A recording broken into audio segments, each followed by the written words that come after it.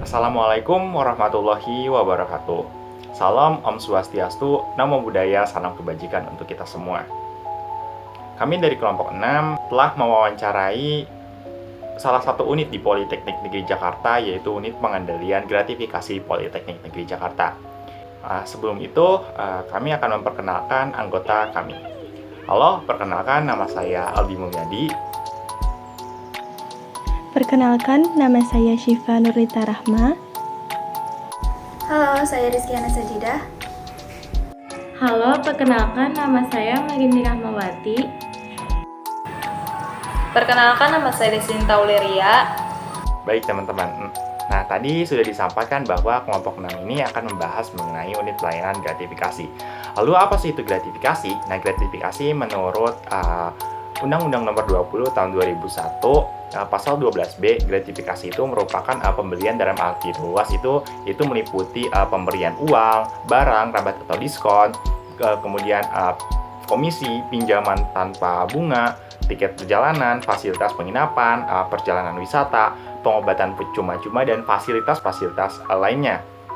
Nah, gratifikasi tersebut itu baik diterima di dalam negeri maupun di luar negeri yang dilakukan dengan menggunakan sarana elektronik ataupun sarana non-elektronik. Nah, di video ini kita akan membahas mengenai penerapan fungsi manajemen dalam unit pelayanan gratifikasi Politeknik Negeri Jakarta. Nah, untuk pembahasan yang lebih mendalam akan dibahas oleh rekan-rekan kelompok 6. Selamat menyaksikan.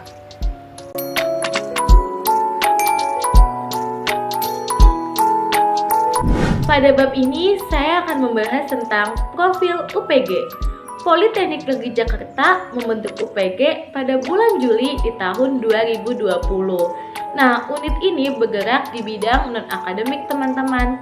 Selain itu, UPG juga memiliki visi dan misi, yaitu didirikannya unit ini sebagai perwujudan penyelenggaraan pemerintah yang bersih dari korupsi, kolusi, dan nepotisme, serta sebagai perwujudan integritas di Politeknik Negeri Jakarta itu sendiri. Selain visi misi, UPG juga memiliki tugas pokok dan fungsinya loh teman-teman, yang dimana nih salah satunya. Yang pertama, mempersiapkan perangkat aturan, petunjuk teknis, dan kebutuhan lain yang sejenis untuk mendukung penerapan pengendalian gratifikasi. Lalu yang kedua, menerima, menganalisis, dan mengadministrasikan laporan penerimaan gratifikasi dari pegawai negeri atau penyelenggaraan negara. Dan yang ketiga ini ada menerima dan mengadministrasikan laporan penolakan gratifikasi dalam hal pegawai negeri atau penyelenggaraan negaranya ini melaporkan penolakan gratifikasinya. Nah, UPG juga memiliki struktur nih teman-teman. Yang namanya organisasi kan harus memiliki struktur. Yang pertama dan atau yang paling atas nih, ada pengarah. Lalu ada penanggung jawab. Setelah itu di bawahnya ada ketua UPG. Nah, di bawah ketua UPG itu ada sekretaris, dan yang paling akhirnya itu adalah anggota UPG itu sendiri. Nah, dari masing-masing struktur ini, mereka itu memiliki tugasnya masing-masing. Nah, selanjutnya itu ada aspek planning atau aspek perencanaan dari unit pengendalian gratifikasi atau UPG. Nah, UPG ini dia melakukan kerjasama nih dengan Humas PNJ. Nah, mereka melakukan kerjasama itu untuk melakukan selalu melakukan intensif dalam melakukan sosialisasi tentang keberadaan UPG ini.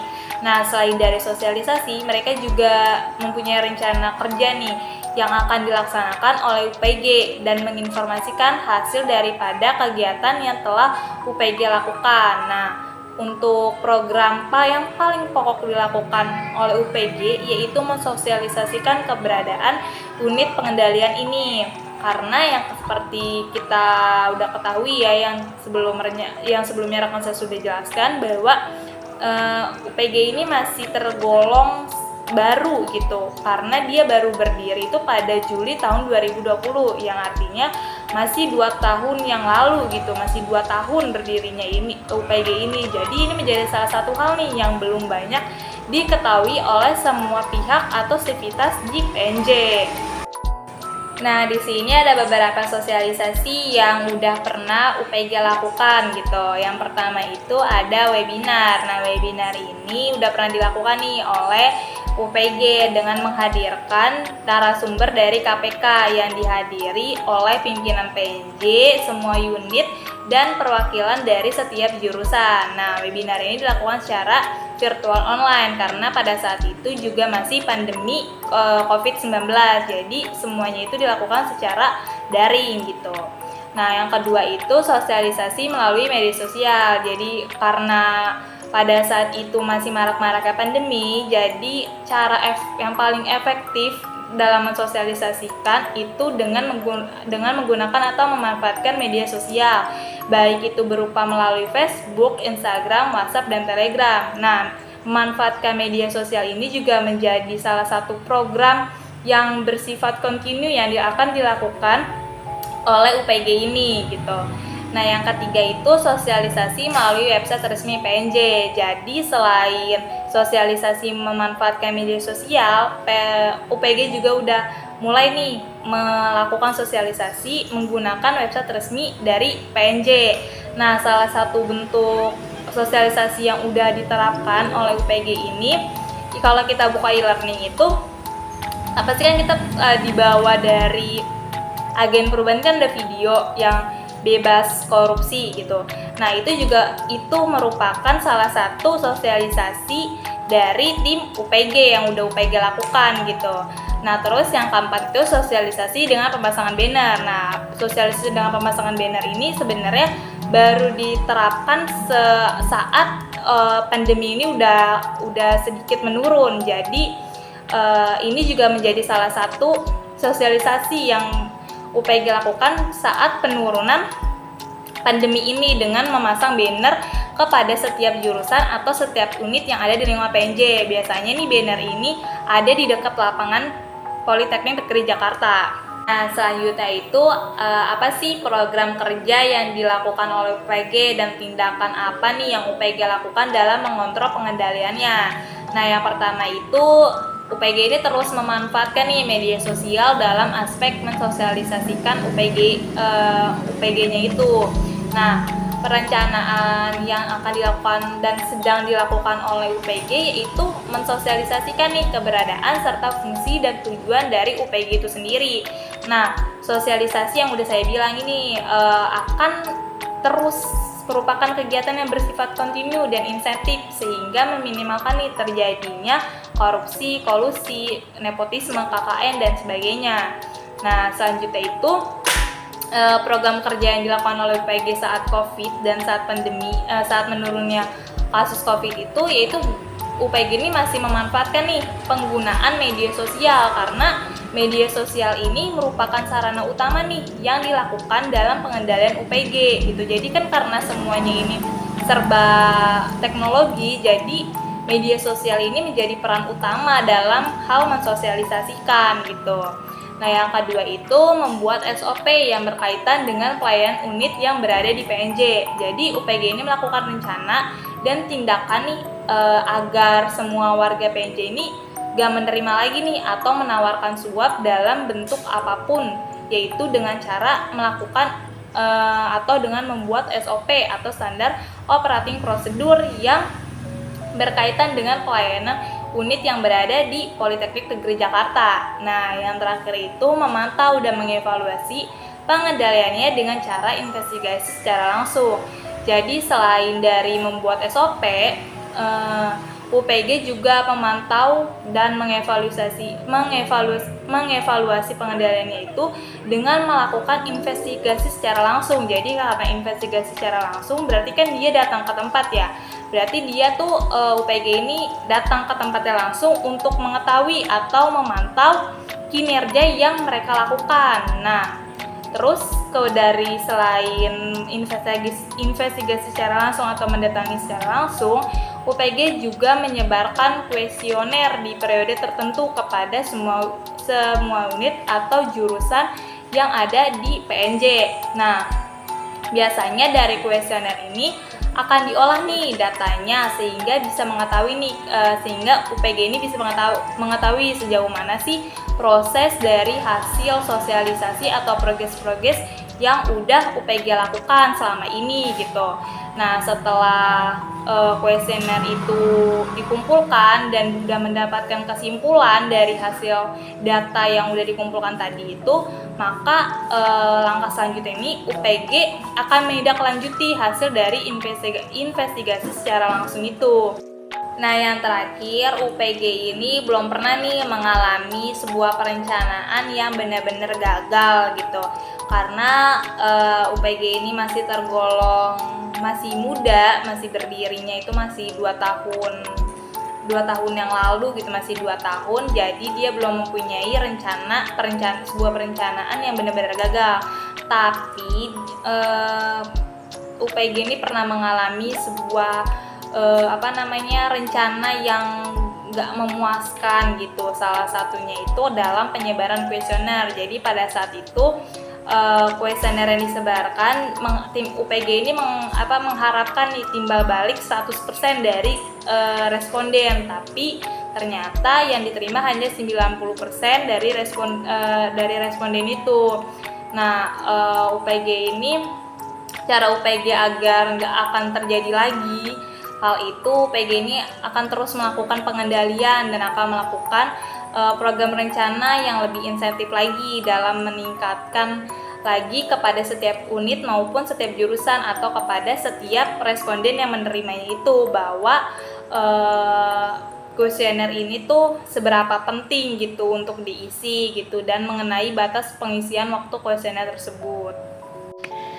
Baik, selanjutnya yaitu kita akan membahas terkait aspek pengorganisasian yang ada di unit pengendalian gratifikasi Politeknik Negeri Jakarta. Jadi seperti yang sudah kita ketahui bersama teman-teman, bahwasanya memang aspek pengorganisasian ini tuh sangat penting, baik itu ada di organisasi, unit kerja maupun di dalam perusahaan. Jadi pengorganisasian dalam manajemen ini berfungsi sebagai bentuk pembagian tugas dalam suatu koordinasi untuk menjalankan suatu kegiatan tertentu, bisa juga sebagai bentuk pengawasan, dan juga organisasi ini bisa sebagai sarana komunikasi baik antara manajer atau atasan kepada karyawannya ataupun kepada sesama karyawan yang ada di perusahaan tersebut maupun organisasi atau unit kerja. Dan fungsi organisasi yang terakhir ini yaitu sebagai bentuk pengembangan struktur yang ada di unit tersebut. Nah, untuk anggota yang ada di unit UPG sendiri itu hasil dari wawancara kami terdapat kepala unit dan 3 anggota.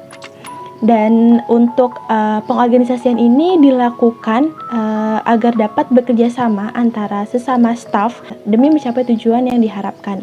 Jadi dalam struktur organisasi ini yang ada di unit pengendalian gratifikasi UPG PNJ menggunakan struktur fungsional, di mana memang masing-masing staf ini sudah bekerja sesuai dengan keahliannya masing-masing. Jika kita membahas terkait keuntungan yang didapatkan dari struktur fungsional ini, yaitu penugasan atau tugas yang diberikan ini dapat terselesaikan dengan baik karena memang staf-staf yang ada di unit pengendalian gratifikasi ini sesuai dengan keahlian dan bidangnya masing-masing.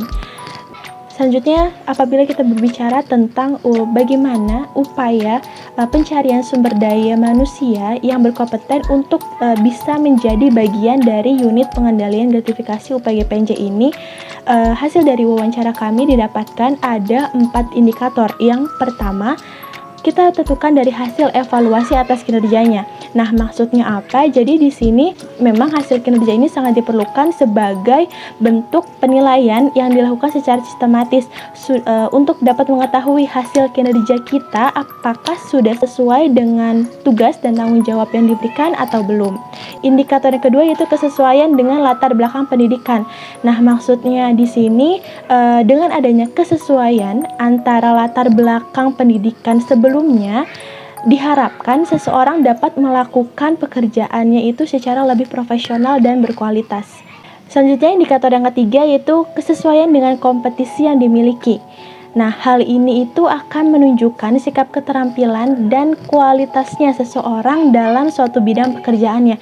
Karena seperti yang kita ketahui, apabila kita menjalankan pekerjaan sesuai dengan bidang keahlian kita masing-masing, sesuai dengan bidang keahlian yang kita miliki, kita lebih aware gitu dengan pekerjaan kita, dan kita juga mengerjakannya dengan lebih semangat karena ini loh yang di bidang kita seperti ini gitu. Untuk indikator yang keempat, arahan dari pimpinan terkait. Nah, untuk hal ini kita balikan lagi keputusannya kepada pimpinan. Apakah seseorang karyawan ini sudah layak dan masuk kepada indikator yang sudah dijelaskan sebelumnya. Boleh di next. Selanjutnya, cara unit pengendalian gratifikasi dalam mengoptimalkan sumber daya manusianya. Di sini kita ada 3. Hasil dari wawancara kami, yang pertama ada koordinasi antar sesama staf. Nah, organisasi di sini juga sebagai sarana komunikasi, baik itu antar atasan dan manajer maupun antar sesama karyawannya. Dan ini memang sangat perlu dibutuhkan agar mendapatkan hasil atau tujuan visi misi yang sudah diharapkan sebelumnya. Yang kedua itu ada pembagian tugas dan tanggung jawab. Nah, dalam pembagian tugas dan tanggung jawab secara umum ini dilaksanakan secara bersama-sama. Namun untuk beberapa tugas tertentu itu disesuaikan dengan kompetensi masing-masing dari staf yang ada di unit pengendalian gratifikasi Politeknik Negeri Jakarta. Dan yang ketiga yaitu mengatur keuangan dengan mengikuti peraturan yang telah ditetapkan. Nah, karena PNJ ini sudah berubah, yang tadinya dari PTN Satker atau Perguruan Tinggi Negeri Satuan Kerja menjadi PTN BLU atau Perguruan Tinggi Negeri Badan Layanan Umum. Maka sebagai lembaga pendidikan negara, sumber dana ini didominasi pemberiannya dari pemerintah, yang pastinya penggunaan dana ini diperuntukkan kepada kegiatan yang mendukung pengendalian gratifikasi, bukan untuk kepentingan pribadi. Materi selanjutnya akan dijelaskan oleh rekan saya. Dipersilakan. Ya, aspek selanjutnya adalah aspek tentang pengarahan atau directing atau kepemimpinan atau leading. Jadi sebagai pemimpin, seseorang itu harus mempelajari karakter dari masing-masing anggotanya, terus lingkungannya, dan semua hal yang terlibat di dalamnya gitu. Ketika seseorang menjadi pemimpin, dia harus mengetahui kelebihan dan kekurangan dari masing-masing stafnya.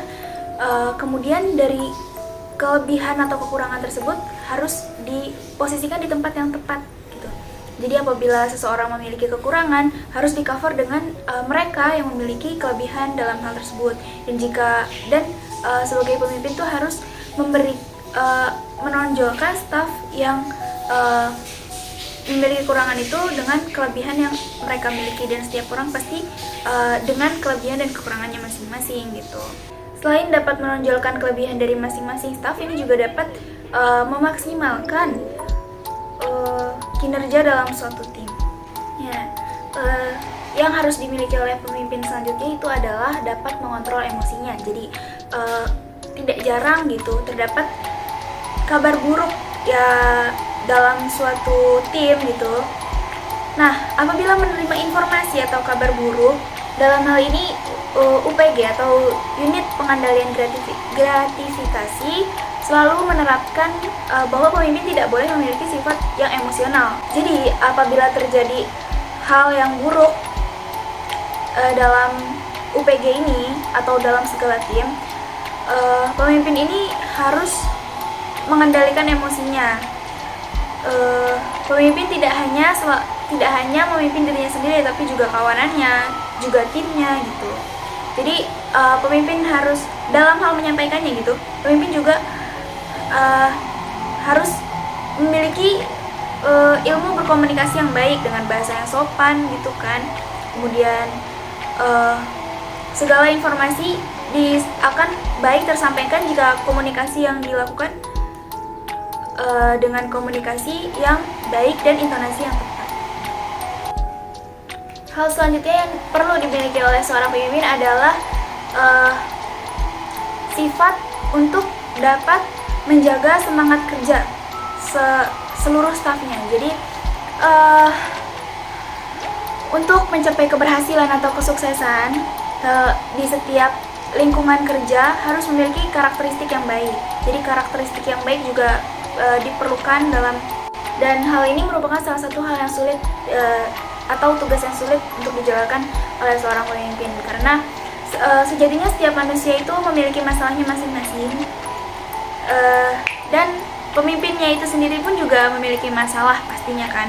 Nah, di situ beratnya bagaimana menjaga semangat kerja yang optimal, karena setiap manusia memiliki masalah seperti yang barusan saya sebutkan gitu. Bagaimana tetap dapat bersifat profesional di dalam lingkungan kerja. Selanjutnya saya akan menjelaskan mengenai keberhasilan, ukuran keberhasilan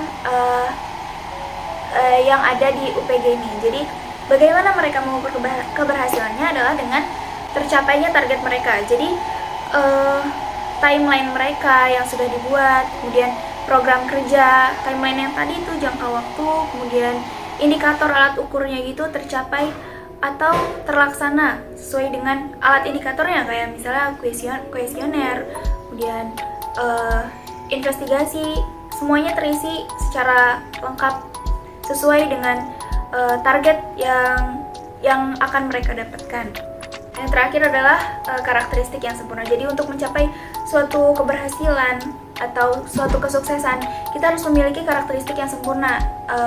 Pasti sebuah tim atau kepala tim gitu, pemimpin, membutuhkan karakteristik stafnya yang sempurna, menginginkan karakteristik seseorang yang sempurna untuk bergabung di timnya. Tapi ya tidak ada yang sempurna gitu, seperti yang disampaikan oleh narasumber kami. Jadi minimal dapat berkelakuan baik, karena atau minimal dari pemikiran, karena pikiran yang baik akan menimbulkan omongan yang baik juga, dari hati nurani juga bakalan baik, dan tindak tanduknya juga bakalan baik. Dari situ yang penting hati dan pikirannya itu baik. Dengan hal tersebut karakteristik juga akan terlengkapi dengan sempurna. Ini merupakan penjelasan terakhir dari slide saya. Selanjutnya akan dijelaskan oleh rekan saya, Aldi. Terima kasih. Nah, untuk selanjutnya adalah fungsi aspek controlling. Nah, berdasarkan hasil wawancara, unit pengendalian gratifikasi PNJ sejauh ini tidak ada kendala nih dalam menjalankan misi dan tugasnya sebagai salah satu unit yang berada di Politeknik Negeri Jakarta. Nah, karena mulai dari susunan organisasinya atau para pengurus itu dapat berkoordinasi dengan baik dan sesuai dengan tugas pokok serta fungsinya masing-masing. Nah, namun kendala nih yang bisa disebutkan adalah kesibukan waktu dari masing-masing anggota atau pengurus, yaitu sebagai dosen yang mengharuskan untuk melakukan tridharma perguruan tinggi. Nah, ketika ada permasalahan atau problem terjadi, nah hal yang dilakukan oleh unit pengendalian gratifikasi Politeknik Negeri Jakarta adalah memperhatikan langkah SOP yang sudah disepakati dan diabsakan oleh pihak-pihak yang memang diberikan wewenang untuk mengabsakannya. Nah, kemudian didiskusikan dan dimusyawarahkan bagaimana langkah-langkah selanjutnya untuk dilakukan gitu. Bagaimana langkah-langkah selanjutnya yang belum dilakukan dan belum tercapai. Nah, UPG PNJ ini memiliki prinsip kerja musyawarah untuk mencapai mufakat dalam setiap langkah kinerjanya. Nah, unit pengendalian gratifikasi Politeknik Negeri Jakarta itu dalam melakukan pengendalian gratifikasi itu mengikuti standar operasional prosedur atau SOP yang berlaku dan sudah ditetapkan. Nah, SOP yang disusun untuk menjaga konsistensi dalam melaksanakan tugas dan fungsinya serta dapat digunakan sebagai parameter pengukuran kerja. Nah, SOP yang telah ditetapkan itu meliputi 3 SOP, yaitu SOP penanganan pelaporan gratifikasi dalam kedinasan, SOP penanganan pelaporan gratifikasi di luar kedinasan, dan SOP laporan pengendalian gratifikasi. Nah, baik, untuk SOP yang pertama adalah SOP penanganan pelaporan gratifikasi dalam kedinasan. Nah, sistem yang pertama ini adalah penyelenggara negara atau pegawai yang menerima gratifikasi itu, lalu si penerima gratifikasi menyampaikan laporan terkait penerimaan gratifikasi. Nah, dengan mengisi seperti form pelaporan dan bukti dukungannya. Nah, setelah itu, anggota dari unit pengendalian gratifikasi atau UPG itu meninjau ulang dan mengkonfirmasi laporan gratifikasi menggunakan lembar checklist tinjau ulang pelaporan untuk menentukan apakah gratifikasi tersebut termasuk ke dalam gratifikasi kedinasan Nah, apabila memang merupakan gratifikasi kedinasan, maka selanjutnya adalah dilakukan review lanjutan oleh unit pengendalian gratifikasi. Apabila termasuk gratifikasi non kedinasan, nah maka berkas tersebut diserahkan kepada KPK. Nah, selanjutnya yaitu proses penyerahan penanganan pelaporan gratifikasi kepada KPK sebagaimana yang dijelaskan pada SOP penanganan pelaporan gratifikasi non kedinasan. Nah, setelah melakukan penyerahan anggota unit pengendalian gratifikasi yang harus melakukan review lanjutan atas pelaporan gratifikasi terkait kedinasan menggunakan lembar checklist dan menyusun konsep memo penetapan status gratifikasi dan menentukan kepada ketua unit pengendalian gratifikasi.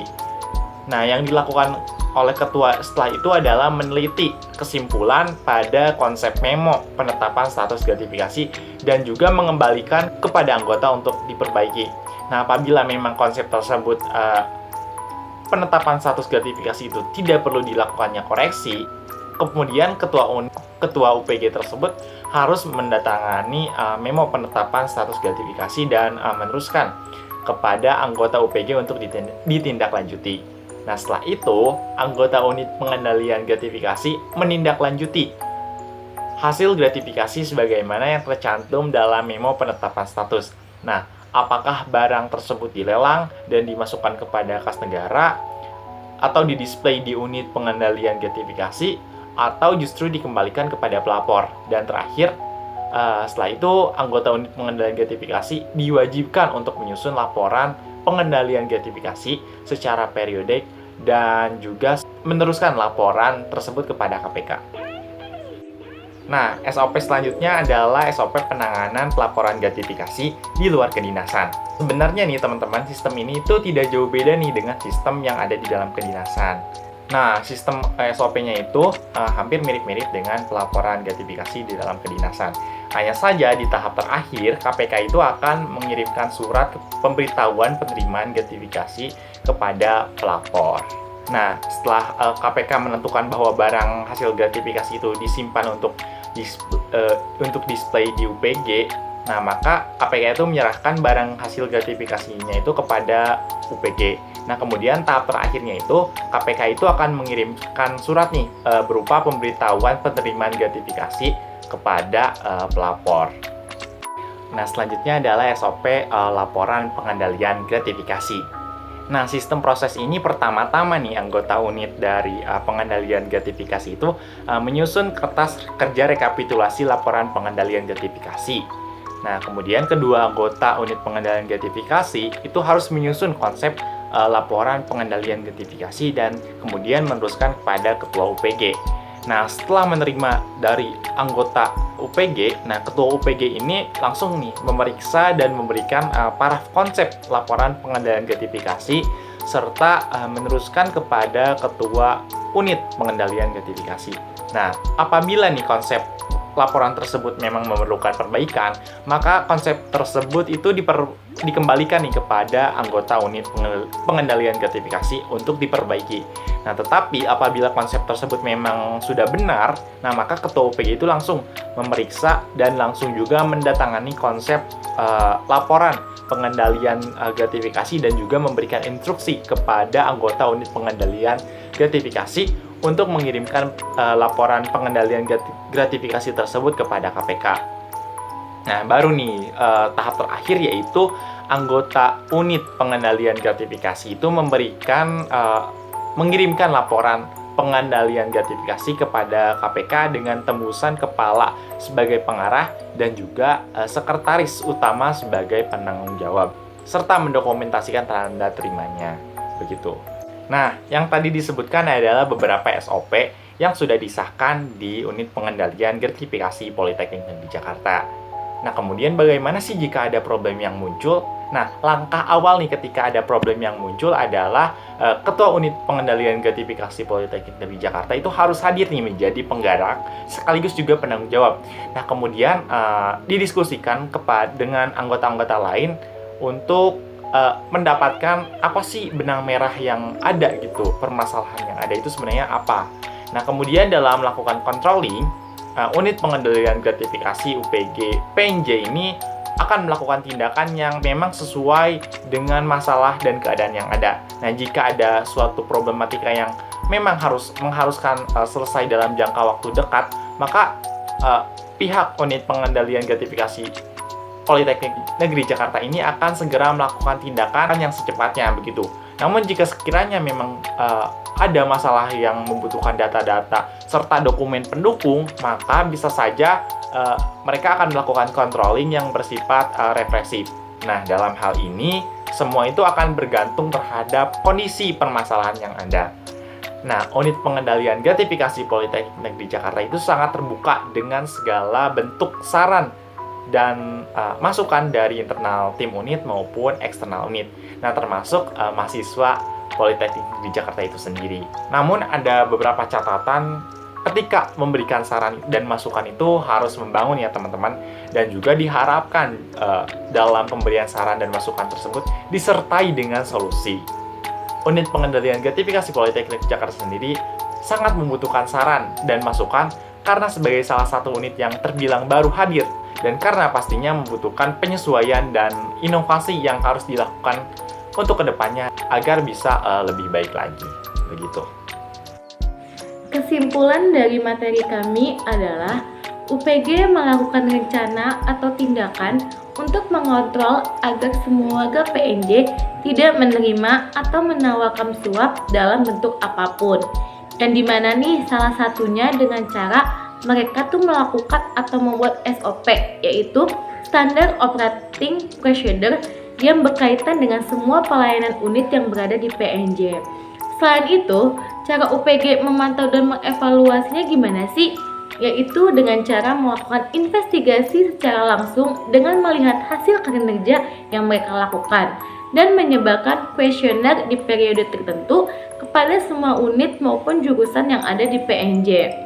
Nah, anggota di unit pengendalian gratifikasi ini itu terdiri dari 4 orang, yaitu Kepala unit 1 dan 3 anggota yang sebagian besar merupakan anggota dari SPI atau yang tadi dibilang yaitu Satuan Pengawas Internal.